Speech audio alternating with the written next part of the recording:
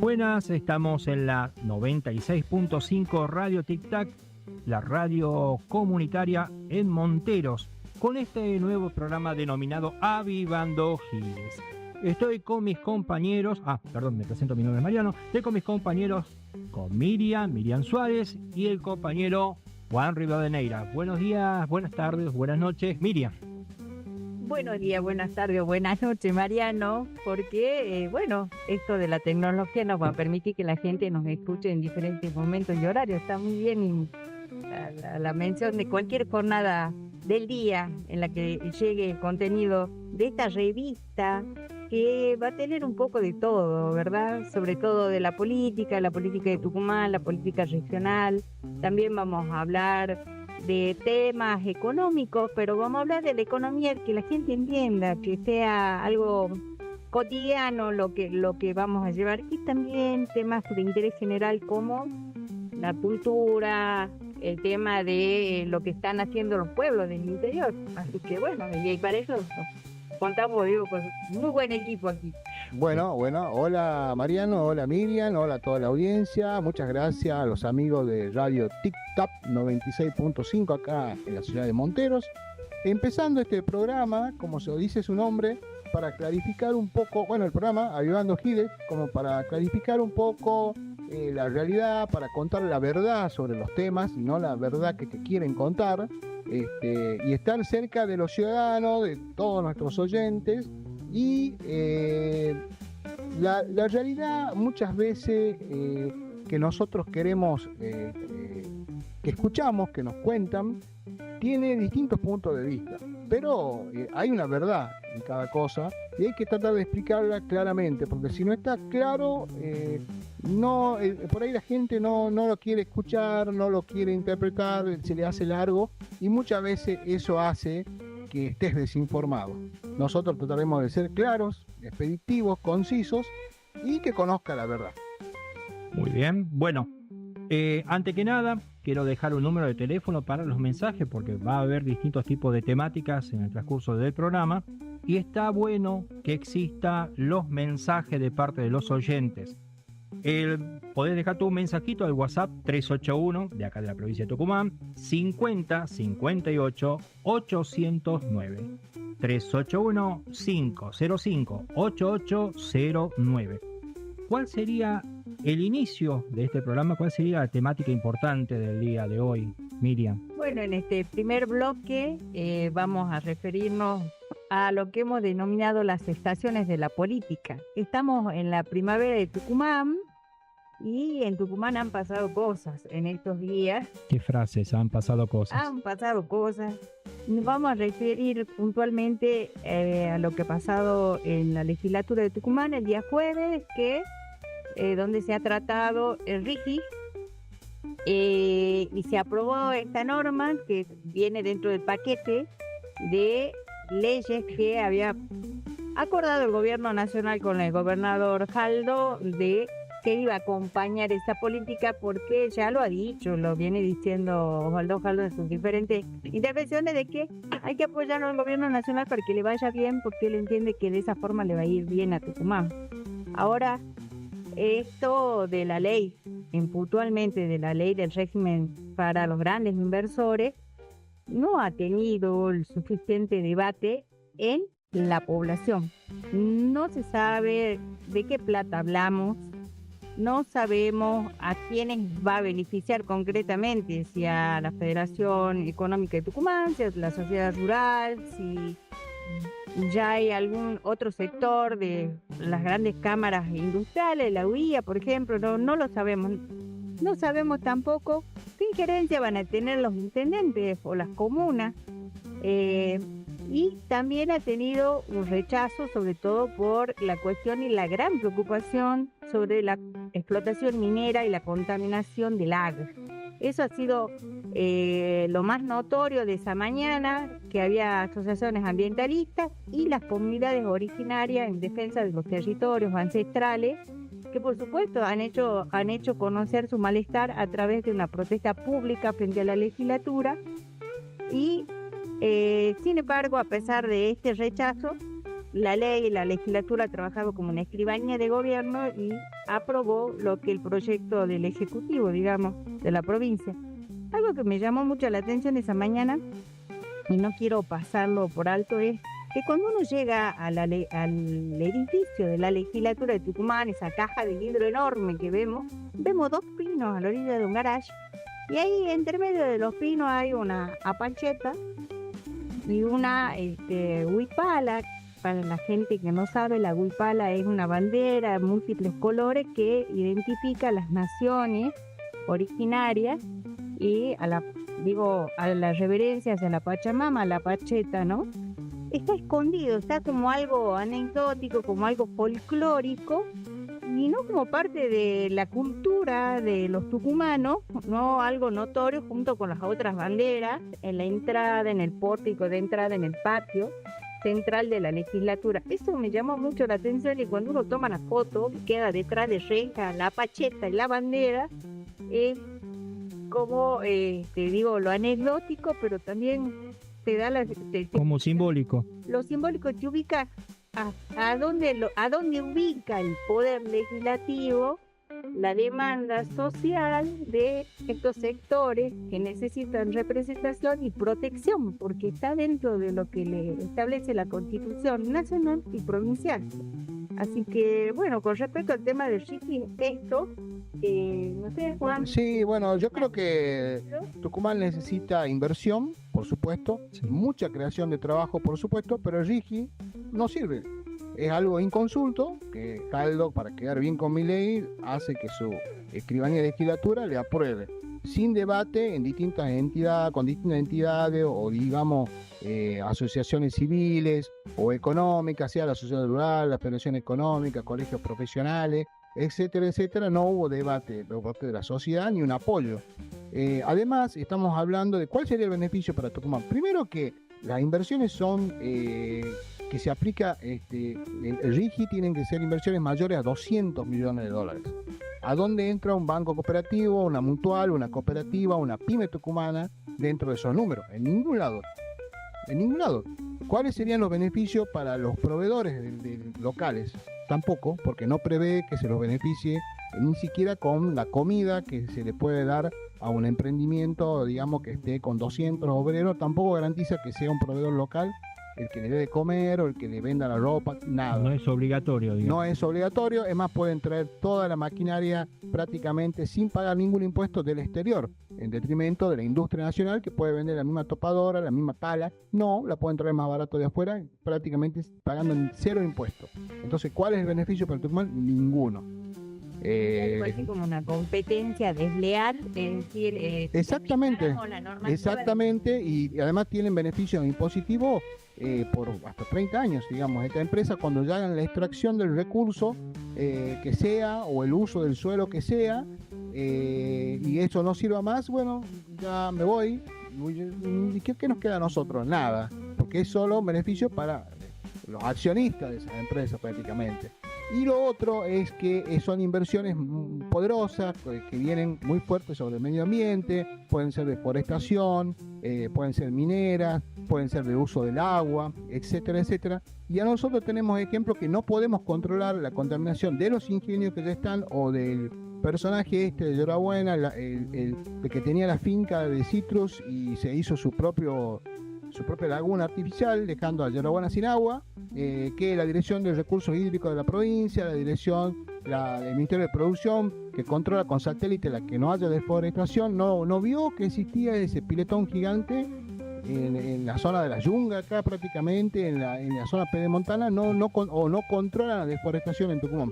Si no podemos controlar eso, menos a esos inversores que pueden venir del exterior. Tenemos entonces un régimen que llega, que puede traer dinero, pero al no funcionar los organismos públicos, de que tienen que hacer el control, la auditoría, la ejecución, porque tienen que acompañarlo, no es que le entregamos y que hagan lo que quiera, un cheque en blanco a las empresas. Lo que pasa es que el RIGI es tan bueno para las empresas estas que van a ser la mayoría de capitales extranjeros, que viene una empresa china y va a forestar 10.000 hectáreas en Tucumán, necesita 200 obreros. Esto le permite traer a ellos sus 200 obreros de China, su comida de China y la maquinaria de China. ¿Y cuál es el beneficio para Tucumán? Bueno, los árboles están plantados acá, pero ellos se los van a cosechar y se los van a vender a nosotros, a otros. ¿Y en qué se beneficia Tucumán? En nada. Entonces, podría haber hecho Jaldo y su legislatura algo parecido, pero a la tucumana, con monto diciendo, bueno, hay beneficios impositivos, si metí 10 millones de dólares, 5 millones de dólares. Bueno, si viene, partimos a partir, estas inversiones son a partir de 200 millones de dólares. Tucumán en turismo puede ser, pero no se avisora. Acá le falta mucha infraestructura para que venga algunas cadenas y ponga 20 hoteles e invierta 200 millones de dólares. Y acá no tienen ni rutas en condiciones, digamos. O sea que básicamente con esta aprobación de la ley RIFI en Tucumán, si bien no se toca la ley 7.879, que es la de protección del medio ambiente y la no explotación minera, filo abierto, ¿sí? Se ha descuidado entonces al sector económico productivo de la provincia. Es una política a contramano de quienes especulaban que iban a poder ser escuchados por el gobierno. Al menos tendría que decir, bueno, la ropa que use la gente que va a trabajar en su emprendimiento lo tienen que comprar una empresa que produzca ropa de trabajo en Tucumán, o el calzado, o puede ser un proveedor de catering para... No está garantizado nada de eso para los tucumanos, digamos. Eso se lo puede traer toda la empresa, y hoy en día las empresas internacionales lo hacen, tienen todo un sistema que lo traen de afuera.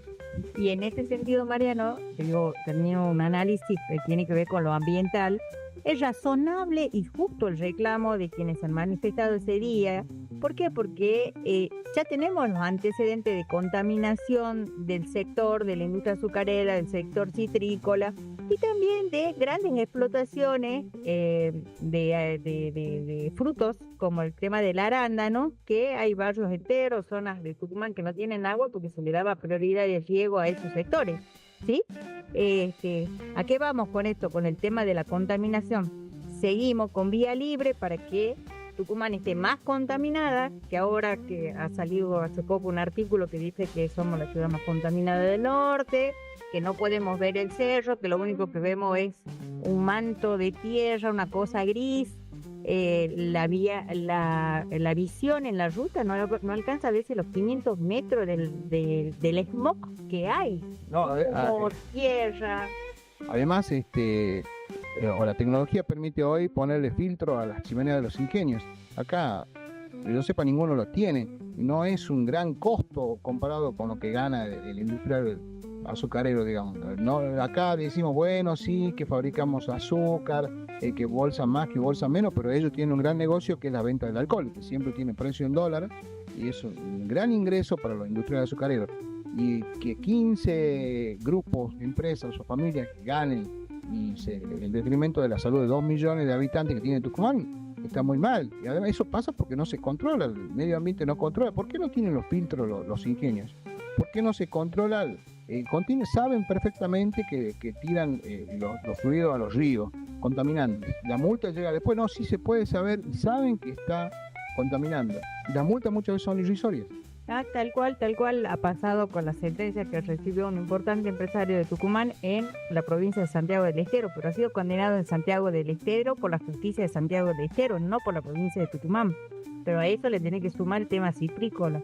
Quienes viven en las inmediaciones de las empresas citrícolas que acopian los limones, que tienen que sacar los ácidos y demás, viven en una zona totalmente contaminada porque los olores y las temperaturas elevadas de Tucumán hacen que sea una zona no habitable ya. Y tampoco se controla la contaminación de las napas de agua, justamente de esas grandes piletas de residuos ácidos. Sí, no, en el tema de la citrícola incluso, lo obligan a que todo este líquido contaminado, digamos, esta agua contaminada, muchas veces por cañería la llevan a alguna tierra, algunas 10, 20 hectáreas que compran cerca de la planta industrial para depositarla, digamos, y la absorbe el suelo. Pero muchas veces eso ya no absorbe el suelo y se crean gigantescas lagunas. Lo que nadie controla, y lo debería hacer la gente de medio ambiente de la provincia, del Ministerio de la Producción, es que esos terrenos destinados a tirar estos líquidos no estén cerca de cauces, de río, de arroyo. Y hay casos acá en Tucumán que sí están, y cuando ellos lo desbordan directamente hacen una zanjita y lo mandan al río.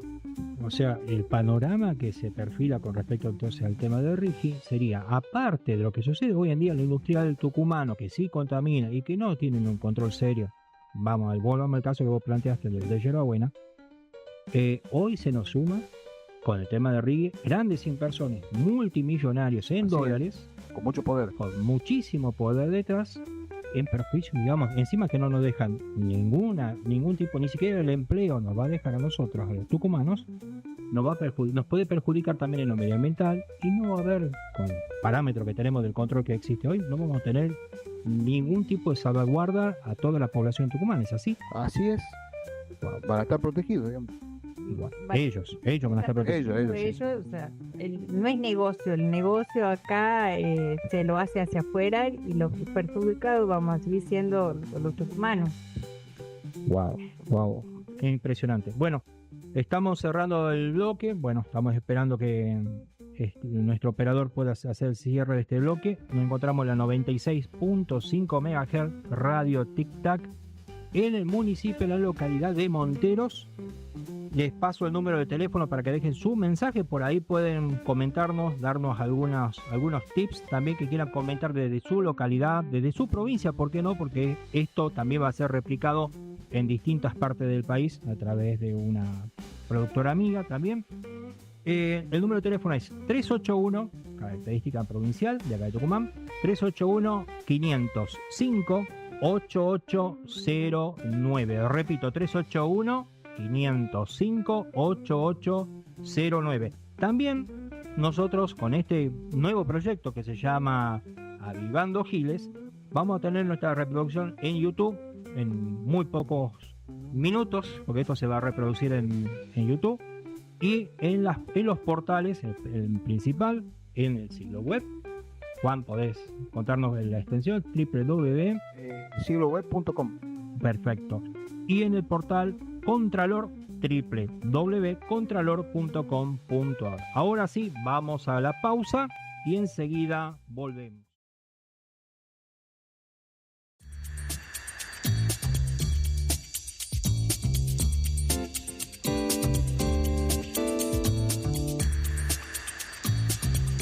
Bueno, vamos a continuar en este bloque, ahora comenzando con Juan de Neira, que está con nosotros.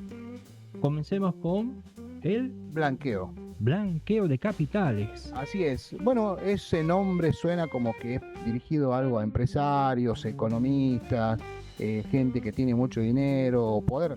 No, el blanqueo de capitales es para todos los ciudadanos argentinos. O sea, que tenés un dinero y no lo declaraste, lo tenés en negro, lo tenés guardado, te permite el gobierno de Milei saca este blanqueo, donde dice que vos tenés, si tenés hasta $100.000 o su equivalente en pesos o en activos, podés ir y depositarlos, digamos, y en una cuenta especial, y ese dinero no va a pagar ninguna multa, no te va a perseguir la FIC, queda blanqueado, como lo dice su nombre.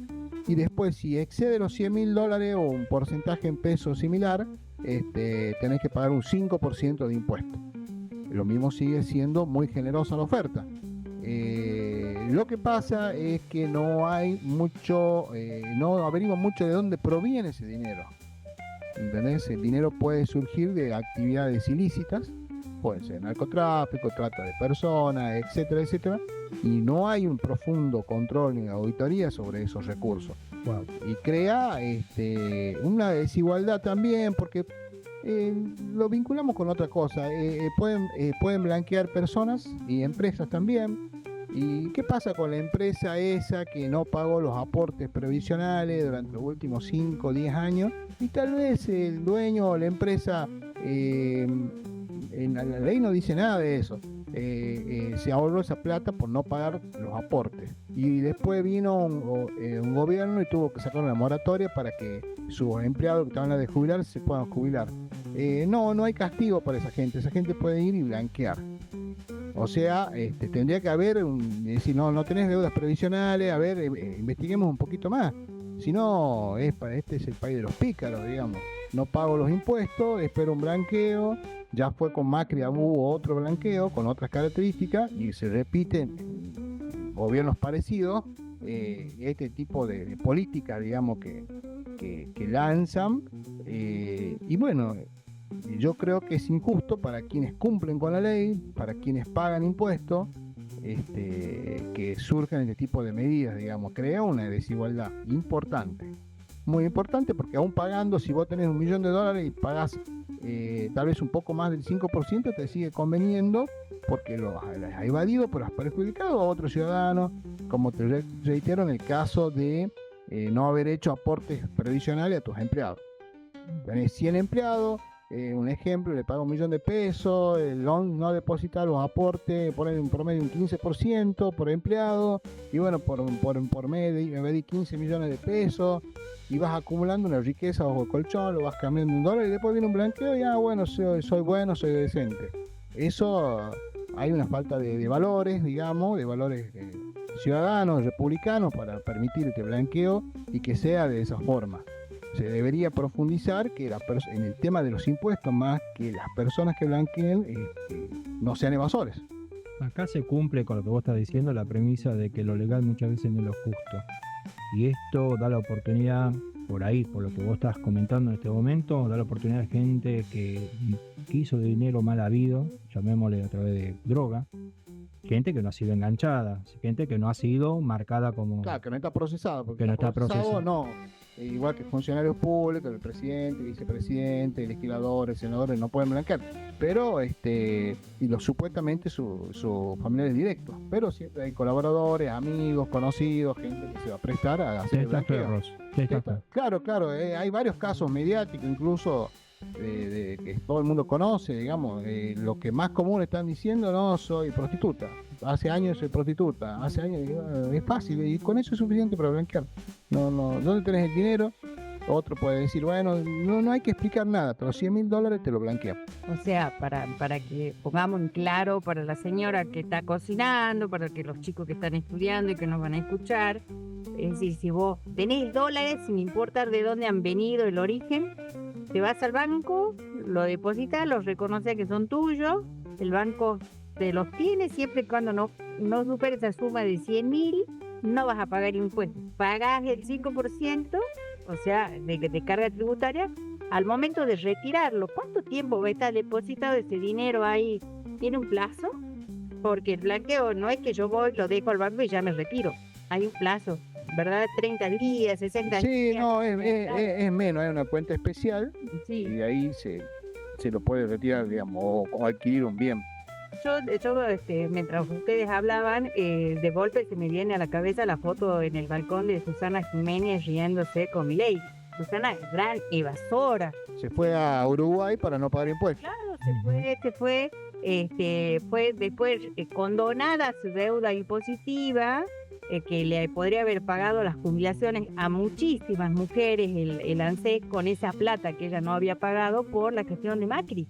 Que bueno, le perdona una deuda que al día de hoy podría ser $15 millones que debía de 20 años de impuestos, y se negó a pagar, pero fue condonada la deuda por la gestión del ingeniero Macri en su momento, ¿no?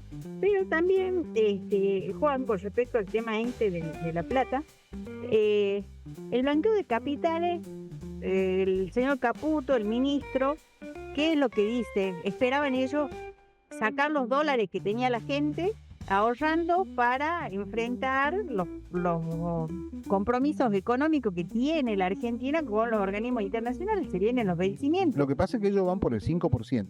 Ellos van a apuntar a la gente que, si vos tenés $1 millón blanqueados, se quedan con los 50.000. ¿Sí? Y cuando es mayor el monto, va subiendo el monto del impuesto. Entonces ellos apuntan a eso, a quedarse con el porcentaje que va a recaudar el gobierno de cobrarte un impuesto.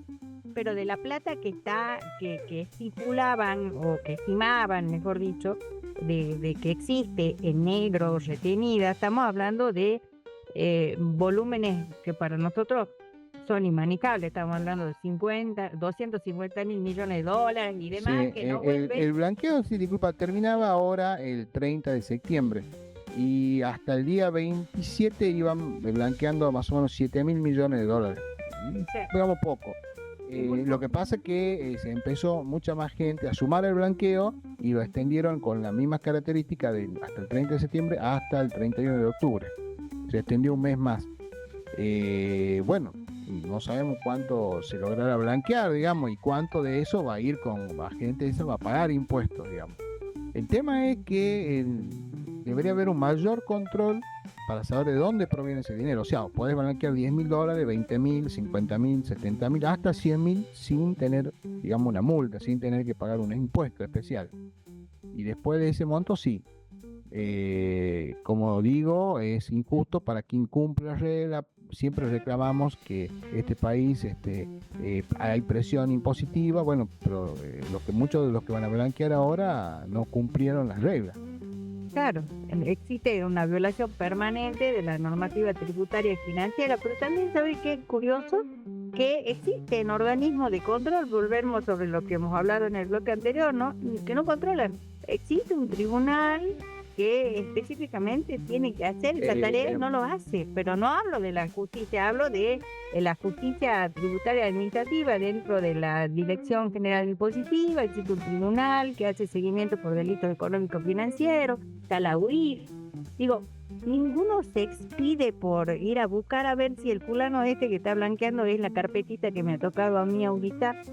Parece que aquí no pasa nada. Y la foto, vuelvo sobre la foto de la actriz con Milei en la Rosada, se caga de risa de nosotros, que digo, de la gente común, del que bueno, labora. El otro que también se ríe y con una carcajada mayor, porque tiene mayores recursos, es Galperín de Mercado Libre, porque él también se va a vivir a Uruguay para pagar menos impuestos, pero su empresa el año pasado recibió $100 millones en subsidio por parte del gobierno argentino, que si se hace un cálculo, eso le permitió pagar el sueldo de todos sus empleados sin costo, digamos, para la empresa durante todo el 2023. Wow. También, Juan, justo me estaba haciendo acordar con respecto al tema de la fotografía, donde aparece Susana Jiménez con Karina Milei. Detalle para tener en cuenta, justo el momento que tuitea Karina Milei la foto con Susana Jiménez, que eran las 4 de la tarde, aparece publicado la publicación del INDEC con respecto a los índices de pobreza, en el cual la Argentina en este momento está en el 52% de pobres e indigentes. Son 25 millones de personas. Estamos hablando que el primer bloque mencionamos respecto al tema de las inversiones, que en realidad estas inversiones no va a llegar a la ciudadanía, por lo menos para dar una solución al tema de la pobreza, para poder generar puestos de trabajo mínimo, ni siquiera estamos hablando de la cuestión impositiva. Y ahora con este tema del blanqueo, lo que el Estado Nacional actual, encabezado por Milei, lo que estamos haciendo es liberar para que cualquiera pueda tener en blanco, y no sabemos la procedencia del dinero. Volvemos a la base, como dijo Miriam recién bien, al tema de la falta de control de parte del Estado. Sí puede haber un control a los chiquititos, pero no a este tipo de gente que maneja volúmenes importantes de dinero. Es así. Lamentable, la verdad que es lamentable. Bueno, ya estamos próximos al cierre de este segundo bloque. La verdad que como inicio da gusto, estamos contentos, la verdad muy agradecido a René Gutiérrez, muy agradecido que nos preste su casa. Radio Tic Tac 96.5 en Monteros. Juan, para nosotros que venimos del campo, somos hijos de trabajadores rurales, y nos decían el blanqueo de capital y uno se imaginaba que íbamos a blanquear una pared, que íbamos a usar ceniza como lejía, ¿verdad? Pero aquí hay muchos funcionarios del gobierno que se van a ver beneficiados por esto, que algún sector opositor al gobierno nacional lo llamó, que era la ley pasta baste, porque era una ley que tenía que ver justamente con los ilícitos económicos. No, y ahora esto de permitir que cualquiera venga a mostrar los dólares que tiene y a ponerlos a cuenta del gobierno para que tome conocimiento nada más, porque no lo va a disponer. Aunque no sabemos si se prepara un corralito después de esto. Sí, hay un rumor para el próximo análisis de esto, que la columna de Juan Rivadeneira, que es la economía que no te cuenta. Exactamente. Creo, bueno, ya hay un rumor, por eso es el tema de que no hay un blanqueo tan voluminoso como tendría que existir en este momento. Pero bueno, vos, Juan, ya lo vas a estar explicando. Sí, eso lo vemos.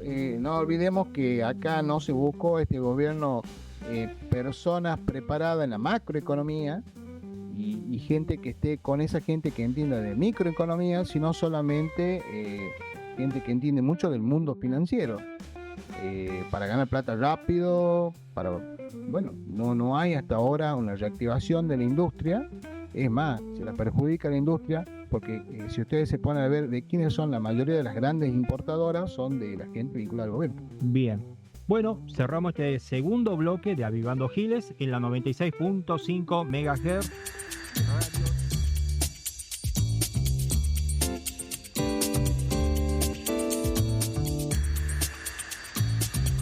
Muy bien, continuamos en la 96.5 en Avivando Giles. Vamos con el tercer bloque de este programa. Juan, adelante. Quería comentar algo que es recurrente, más en época de zafra acá en Tucumán. No es bueno hablar de la muerte, pero acá la muerte en las rutas tucumanas es recurrente todos los años. Es imposible que el Estado no pueda tener una política de Estado para controlar principalmente las rastras cañeras.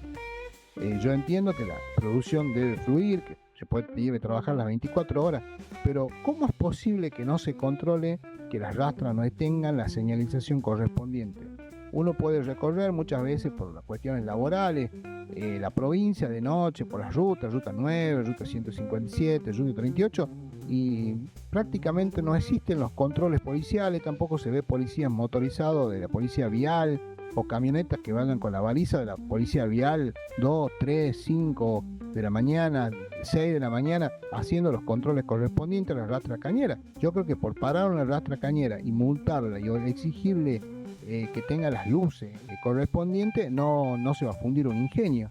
Pero sí puede morir una familia, un padre de familia, niños, como está pasando toda la semana en la provincia de Tucumán, a lo largo de la provincia de Tucumán. Incluso murió un intendente. El intendente de la Cocha se mató, se clavó así, literal, bajo la rastra cañera. Si obviamente las luces las tiene que poner el propietario de la rastra o el dueño del servicio que presta el transporte de la caña o el ingenio, pero de última el gobierno puede hacer un convenio para tirarle alguna idea, porque parece que faltan ideas de este gobierno de Tucumán, de ir a una escuela técnica y decirle, muchachos, hágame un sistema de 3 metros por 1 metro que tenga muy buena iluminación conectada al cablecito de las luces de la rastra, y con eso que sea algo que se la vea a 2 kilómetros la rastra y señalizada con algo fosforescente a los laterales para tirarle una idea. ¿Eso no pueden pensar? O sea, le estamos haciendo un aporte importante a todos los funcionarios del gobierno provincial y a la policía también, que podría, al ministro de Seguridad, para que la policía vial no solamente tenga fines recaudatorios de quitarte el auto porque te falta un papel, sino también que se fije si tienen luces las motos, que las rastras estén correspondientemente, tengan las luces correspondientes, que los tractores también, que los camiones también. No solamente se debe controlar la alcoholemia, como repito, acá el control vial en Tucumán, tanto en la municipalidad de la capital como en las comunas, las municipalidades, y el control policial es con fines recaudatorios, no para prevenir la muerte o para prevenir la discapacidad de cientos de tucumanos al año y las muertes que son por decenas. Pero si es algo que sabemos que va a pasar desde marzo a octubre, que es la zafra, ¿por qué no tomamos medidas? ¿Porque no nos interesa? ¿O porque somos incapaces? ¿O por las dos cosas?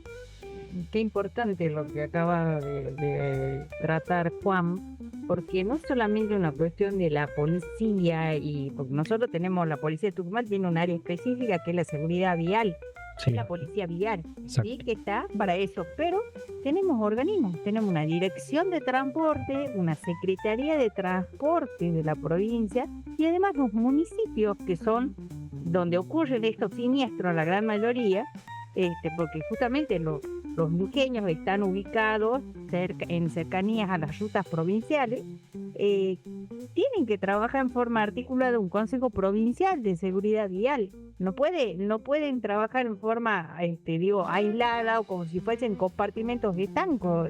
tiene que ser una cosa más activa, más dinámica. No tenemos idea de cuál es el presupuesto que se le destina a esta área en este momento para que funcione, pero evidentemente no es efectiva. Y bueno, la Dirección de Transporte en Tucumán es totalmente ineficaz, ineficiente y inepto lo que trabajan ahí, director, subdirector, me hago cargo, porque ni siquiera controlan la calidad del transporte interurbano, que deben controlar en la provincia. Son un desastre los colectivos, los discapacitados muchas veces no los dejan viajar, están del lado de las empresas, no del lado de los ciudadanos, y entonces es muy amplio lo que ellos abarcan, pero no cubren lo mínimo y necesario, no entienden lo que es el transporte. Se ponen del lado de las empresas o del empresario y en realidad tienen que estar del lado del ciudadano. Y por supuesto no perjudicar a nadie, pero los ciudadanos son los que viajan, digamos, ellos están al servicio de los ciudadanos. La verdad, bueno, con respecto al tema también de la policía vial, vos dijiste bien recién que tiene un fin recaudatorio, o viste que los operativos, vamos a los fines de semana, son netamente desde las 2 de la mañana hasta las 4 de la mañana, únicamente por la cuestión de la alcoholemia, pero para poder incautar el auto o para poder recaudar con alguna multa, y en algunos momentos del día. La verdad, con respecto a la cuestión del transporte que realizan las cañas en las rutas tucumanas, es una desgracia, sinceramente es una desgracia. Me tocó verlo de cerca en la banda de Río Salí, en algunas zonas especialmente más para el fondo. No hay ningún tipo de control y encima van varios vagones, no sé cómo, o acoplados, cómo se dirían, esos tractores llevando las cañas de azúcar. Es un desastre y es un peligro. Estamos hablando de un horario de 4 de la mañana, fines de semana a veces está haciendo ese tipo de trabajo, y con el peligro de lo que suceda con alguien que se puede morir, puede quedar amputado por este tipo que sinceramente de falta de control, de descontrol, por decirlo de alguna manera. Te digo, o sea, estaba repasando en esto que vos te acordás y yo me acuerdo. El año pasado andábamos haciendo algún trabajo en una plaza que está al frente de la escuela Güem, en la calle Jujuy al 4000, en San Miguel de Tucumán. Un camión de carga de alto porte, estamos hablando de miles de toneladas,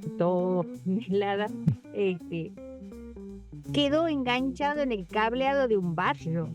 Había salido de la traza de la ruta y había entrado por el acceso de la zona de los Aguirre con San Miguel de Tucumán para meterse en un barrio. Se llevó puesto el tendido eléctrico de telefonía, se arrancó los cables del videocable de la señal de televisión y los postes donde estaban asentados los cables cayeron todos uno tras otro, parece un dominó. De esto, después cuando nosotros cubríamos la nota, se puede acordar Juan, que no había quien se acuerde, quién nos responde, quién se hacía cargo. EDET no quería ir, la gente de telefonía tampoco, la municipalidad llegó muy tarde y la policía local, porque era un destacamento, no sabía cómo iba a operar, porque además el camión había llegado hasta ese lugar sin pasar por ningún control. ¿No? ¿Cómo no va a ver en el acceso, al salir de la ruta y al entrar en el ingreso de la ciudad, no va a haber un control del destacamento que le diga: usted, señor, no puede ingresar con ese camión acá, lo tiene que dejar allá, y si necesita hacer algún trámite se tiene que desplazar solo? Esas cosas que pasan y que no deberían pasar, lo vemos a los camiones de alto porte cruzar por los barrios justamente donde se producen los accidentes de tránsito más graves. Nosotros tenemos en la provincia hoy, y lo han mencionado los dos con el tema de la siniestralidad vial, como le gusta decir al director del transporte, uno de los factores que va haciendo crecer el índice de discapacidad en la provincia justamente es la cantidad de personas siniestradas y que tiene lesiones en la cabeza, pérdida de órganos vitales, riñón, pulmón, ojos, y las amputaciones de miembros, de la pierna izquierda, la gran mayoría, brazos, manos. Entonces ya tenemos hoy hasta equipos de fútbol de personas amputadas que no superan los 25 o 30 años. Y el costo económico de salvar esa vida lo sostiene la provincia, lo sostenemos todos con el sistema público de salud, es en extremo elevado. No se trabaja la prevención para esto. Entonces, estamos en una situación, me decía un traumatólogo, desborda la terapia del Hospital Padilla. Con estos casos tienen programada una cirugía de cualquier paciente que ya es paciente del hospital y necesita ese servicio, que lo postergan por una urgencia. Y las urgencias son de este tipo y es muy triste ver a un joven que estaba sano, que después queda mutilada una persona por esta situación. Con respecto al tema de la recaudación, sí, es vergonzoso y desorden que hay, pero hay algo que hay que aportar en esto. En Tucumán, 27.000 trabajadores estatales han perdido el empleo hasta ahora. Y según hay anuncios de que van a perder otros 20.000 más.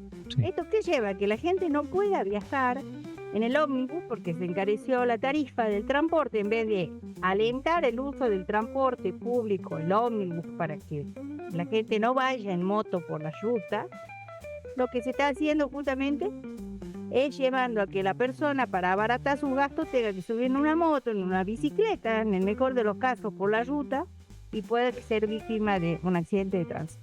Entonces, ¿de quién es responsabilidad esto? Del gobernador de la provincia y de los funcionarios, los intendentes que están en los poderes ejecutivos. Sí, además, Mariano, no se vislumbra en cartelería, ni por la televisión, ni por redes, ningún tipo de campaña de educación vial masiva.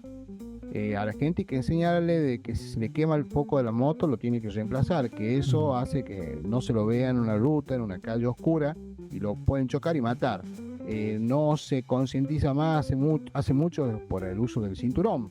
En la ruta no ves, solo ves propaganda con fotos del gobernador o del vicegobernador o de los legisladores en el recinto, nada más, inaugurando lo mismo siempre, pero no campañas que lleguen y realmente sean importantes. Igual que por la televisión se repite continuamente el mismo spot. Bueno, repetí tu spot promocional 5 veces y una pasa uno de educación vial. Y a la gente hacerle la multa porque no tiene luz en la moto y no tal vez porque hay algo que te falte ahí o que no tenga el casco. Tiene que tener criterio. Yo creo que el casco sí es importante, pero hay veces que se lo multa por cosas que no son importantes y no tener la luz es importante, no llevar el casco es importante, y todo es a los fines recaudatorios.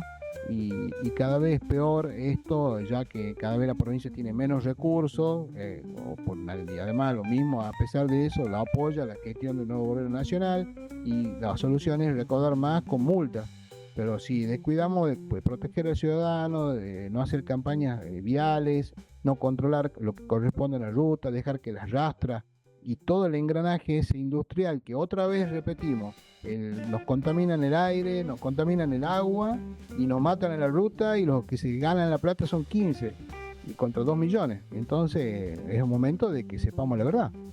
Lamentablemente, bueno, con esto tenemos el panorama. Nosotros estamos tirando acá a la mesa de que lo que es tanto el control vial como la educación vial también, porque en parte también hay que reconocer, el pueblo tucumano no tiene una conciencia con respecto a la educación vial.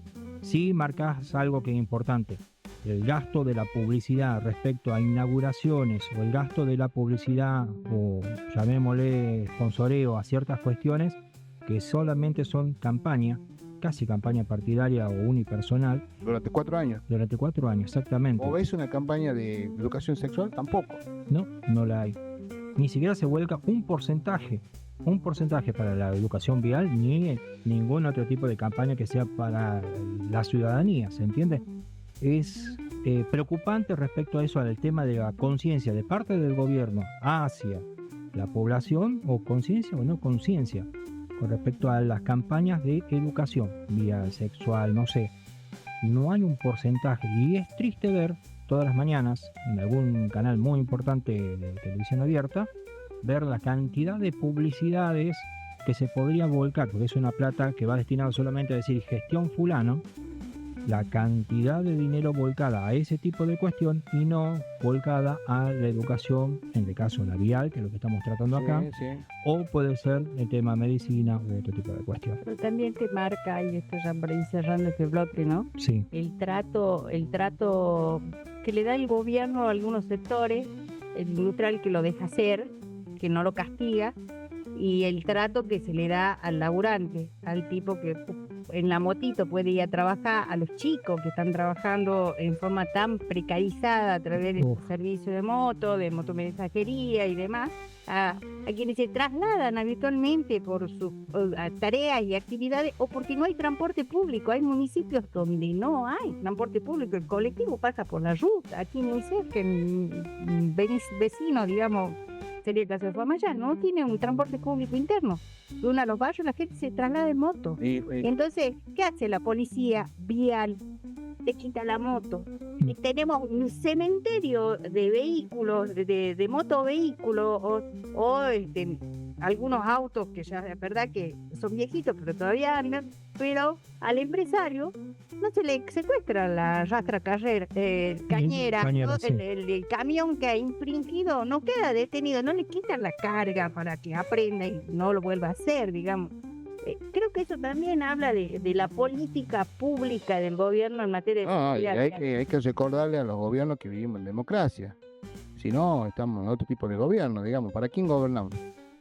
Sobre esto vamos a dejar planteada para la audiencia que nos siga en las redes sociales una encuesta. Si están de acuerdo en que se sancione a los industriales o a los dueños de estos transportes que infringen así la ley, ¿cuáles serían las sanciones? Y que nos cuenten su experiencia con la policía cuando les han secuestrado, qué les han pedido, si respetan la ley, si saben que nadie les puede secuestrar un vehículo con el falso papel, que ni siquiera con la orden de un juez. Vamos a seguir con este tema porque yo creo que a la audiencia le interesa y bastante. Bien. Bueno, seguimos acá en el 96.5 FM Tic Tac. Vamos al cuarto bloque de Avivando Giles en breve.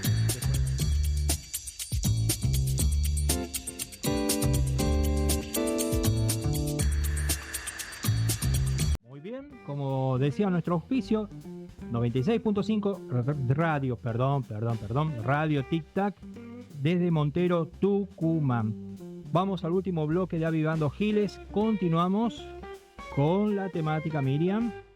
Vamos a conversar sobre esto de ser jubilado en la era Milei y la escena que se viene repitiendo desde hace varios meses ya, de que cada marcha de los jubilados, la militarización de la zona del Congreso, de los lugares públicos donde los jubilados van a manifestarse, a denunciar justamente el brutal ajuste que está recibiendo este sector, porque primero no le han dado el aumento que esperaban a través de la adecuación de la fórmula, ¿verdad?, de cálculo jubilatorio de los haberes, y además por el proceso inflacionario, pero que se agrava todavía más por el tema de los medicamentos, de lo que ha pasado en el PAMI, que se ha liberado el costo de los medicamentos. Ya no hay un compromiso de parte de las farmacéuticas para sostener el mismo precio con los mismos descuentos, y han quedado por lo menos del Bademecum casi un centenar de medicamentos que no pueden ser cubiertos, desde la vallaspirina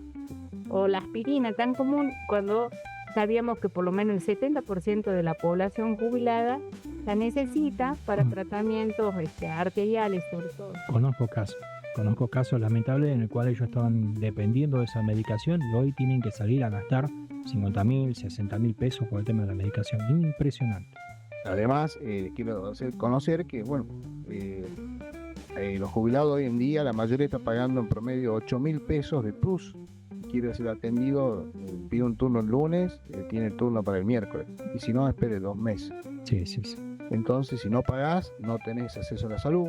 Como vos decís, los remedios prácticamente se los han sacado todo. En promedio se les ha aumentado en 25, 40.000, 50.000 pesos por mes el gasto en remedios. Y cobran nada, ni para la indigencia cobran los jubilados. Yo creo que una de las omisiones de Milei cuando hizo su propuesta de campaña fue decir que el ajuste lo iban a pagar los jubilados, nuestros viejos, nuestros padres, nuestros abuelos. No contó que por ahí era la fácil, porque hasta ahora no hay nada nuevo, no inventó nada nuevo. Caputo, el brillante Caputo, no inventó nada nuevo, él tampoco, y tampoco.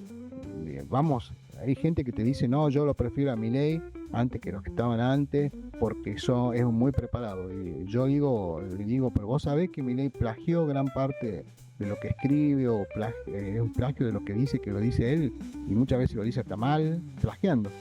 No es una persona preparada, nada más que bueno, las circunstancias lo llevan a ser presidente, pero esta maldad de ajustar y ajuste sostenido contra los jubilados, no, esto va a quedar en la historia, digamos, esto va a quedar en la historia de la humanidad, así como dice que el ajuste más brutal de la humanidad, pero lo están pagando principalmente los jubilados argentinos. En la Argentina tenemos los cálculos que ha difundido la Confederación de Jubilados y Pensionados, que estamos hablando de más de 600 centros de jubilados y pensionados federados en esta organización. Estamos hablando de 8 millones de personas, o sea, 8 millones de jubilados, de los cuales, de ese porcentaje, los que tienen jubilaciones de privilegio, los que se han jubilado del Poder Judicial, los que tienen otras condiciones, ¿verdad? Algunos gerentes que pueden estar percibiendo 2, 3 millones de pesos de haber jubilatorio, que son los menos, justamente no alcanzan a 500.000 personas en todo el país. Entonces, estamos hablando de una población enorme que, si lo vemos en el mapa, los jubilados están en todo el territorio nacional, no es algo que pasa solamente en Buenos Aires, y que en el interior del interior siempre las condiciones son peores, porque a eso hay que agregarle, además del ajuste en la comida, en los medicamentos, el tema de la vivienda. Hay lugares, hay ciudades, en el caso de Rosario, Córdoba, donde los jubilados viven alquilando, y hoy las inmobiliarias no les alquilan porque los haberes son tan miserables, tan paupérrimos que no tienen seguridad jurídica. Dicen de que van a poder cobrar efectivamente el alquiler y de que después tienen que promoverle demanda de desalojo. Es terrible pensar en las condiciones de vida hoy de las personas jubiladas. Pero, ¿qué ha pasado esta semana? Además, a este grupo, a estos 8 millones de personas, le tienen que sumar 5 millones de personas con discapacidad, de las cuales 1,5 millones están recibiendo una pensión no contributiva. El gobierno de Milei toma la decisión de derogar algunas resoluciones y decretos de la anterior gestión que, en cumplimiento de un tratado internacional de derechos humanos destinado a la protección de las personas con discapacidad, el gobierno se había comprometido a que las personas con discapacidad que perciban una pensión no contributiva y puedan trabajar y consigan empleo, sigan teniendo la pensión, siempre y cuando por ese empleo no cobren 2 salarios mínimos vital y móvil, que hoy serían 550.000 pesos.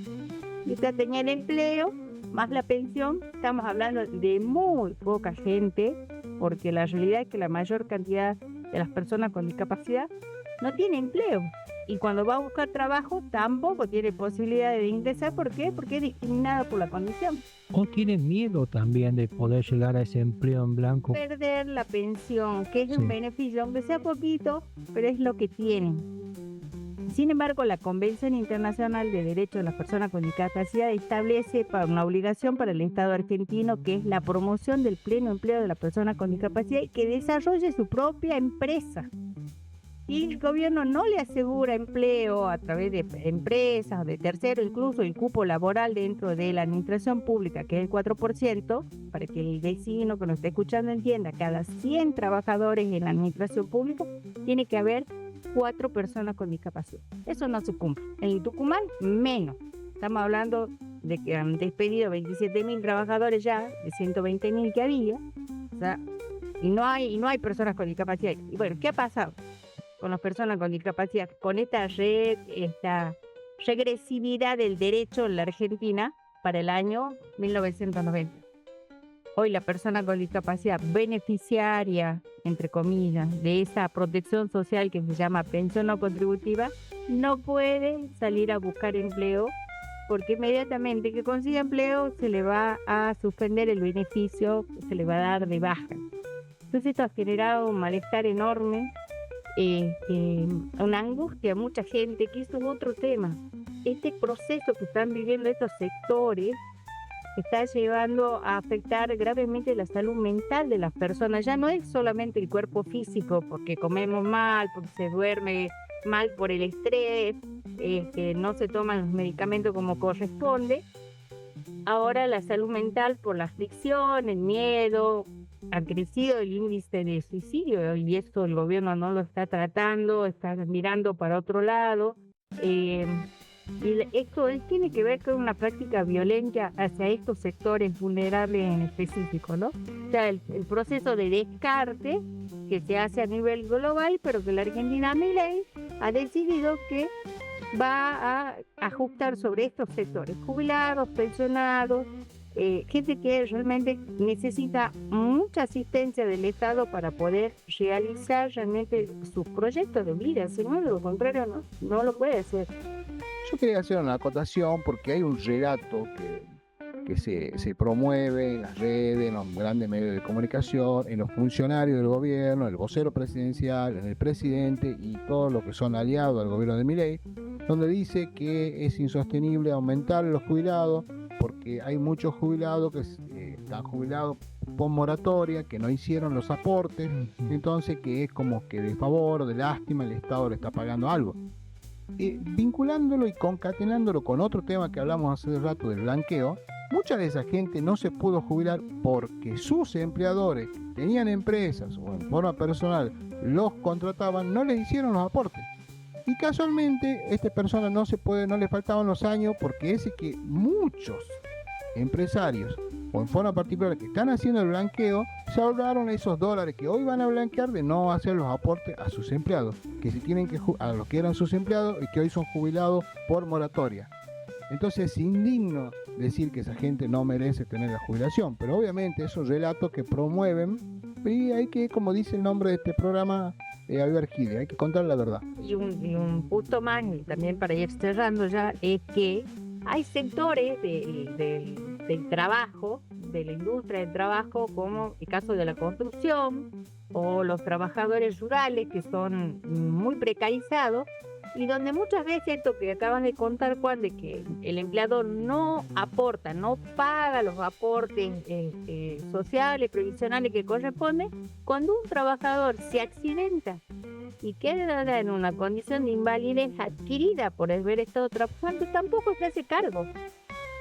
Las ART, ¿qué hacen? Desconocen la relación laboral y le tiran al Estado la responsabilidad de continuar con la asistencia de esa persona. No sancionan al empresario porque se haya caído de un andamio, se haya fracturado la columna, le haya pasado una amputación por trabajar con alguna máquina en algún aserradero. Esas cosas, ¿qué hacen los empresarios? Usan estas herramientas o estas normativas de protección social como son las pensiones no contributivas para cubrirse ellos de sus responsabilidades y que los trabajadores que estaban precarizados tengan una pensión con que seguir. Entonces ahí también hay un descuido de parte del área de trabajo, de desarrollo social, de hacer las auditorías que corresponden, porque esto no debería estar pasando. Porque si vamos a asistir a alguien que realmente que ha nacido por cuestiones de enfermedad, pero no adquirida por una relación laboral y encima en forma precaria. Así es. Así es. Bueno, este primer programa de Avivando Giles, vendría a ser el cuarto bloque, la verdad, muy bien, nos vamos encaminando con esta cuestión de avisar a la gente, de comentar de distintos tipos de temáticas, bajando una idea de lo que está sucediendo en todo el país cotidianamente en estos últimos tiempos. La verdad es un vértigo estos últimos 9 meses o 10 meses ya, es un vértigo de noticias que por ahí no son nada positivas, son bastante preocupantes, y lo más triste es que por ahí las personas que nos tendrían que representar, que lo votamos, que se le apoyó para que puedan llegar a esos lugares, hoy por una cuestión de conveniencia nos están dando la espalda. Es triste ver ese punto. Bueno, vamos cerrando el bloque con ayuda de nuestro operador o esperando a nuestro operador. Sí, y yo creo que este es nuestro aporte para promover la democracia.